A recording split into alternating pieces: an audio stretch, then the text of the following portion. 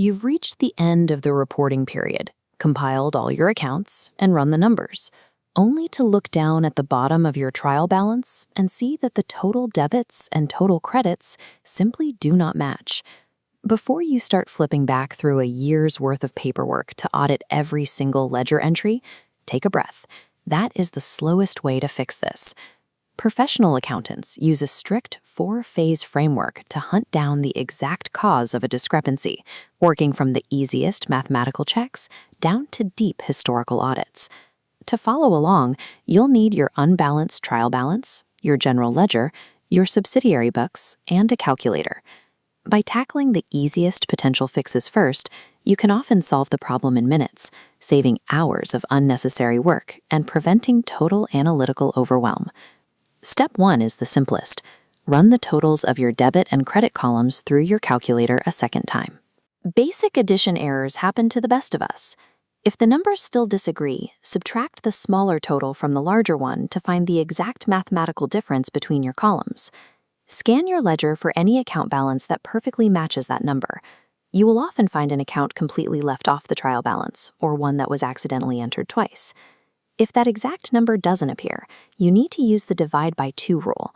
This diagram represents a correct trial balance with an entry of 315 rupees properly recorded on the debit side.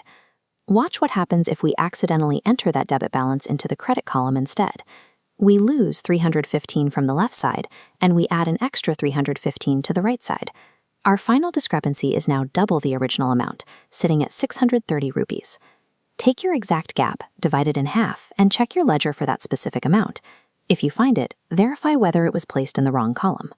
These quick mathematical checks catch the most common data entry mistakes before you have to start scrutinizing individual accounts.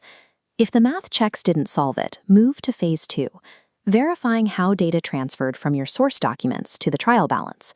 Go line by line. Verify that every single ledger account actually made it onto the trial balance, sits in the proper debit or credit column, and has been typed out perfectly. While you are looking at your lists, recount the totals on your specific schedules for sundry debtors and sundry creditors to ensure those aggregates are accurate. Confirming this surface data helps rule out simple transcription typos before you commit the time to hunt for deeper, more complex accounting flaws in the ledger. When surface verifications come up clean, enter phase 3, a deep dive back into your historical ledgers and subsidiary books. Check the math on the origin documents themselves. Re-add the individual balances of all accounts in the ledger and recalculate the totals for your sales and purchases books. Pay close attention to your page breaks. Whenever a total is brought forward from the bottom of one page to the next, errors frequently occur. Look specifically for transposed numbers. Writing 54 on the new page instead of 45 is a classic mistake when carrying totals forward. Next, check your opening balances for the current year against the final trial balance from the previous year. You are looking for any unexpected variations right at the starting line. Digging into the ledgers roots out basic bookkeeping mistakes made weeks or months ago that have snowballed into your current discrepancy. Sometimes, despite checking the math, the surface data, and the historical ledgers, the error remains hidden. When you have exhausted these 3 investigative phases, but the business must report its financials, you enter the final phase. You create a suspense account. This is a temporary holding place specifically designed to house the exact missing amount. This chart shows exactly how it works.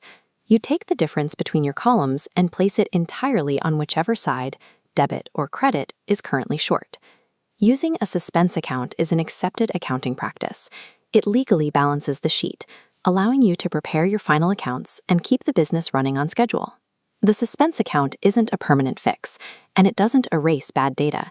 It acts as an industry-standard bridge, keeping operations moving while you continue investigating the discrepancy in the background. By following these steps, you now have a balanced trial balance and can safely proceed with your final accounts. If you had to use a suspense account, you must eventually resolve it.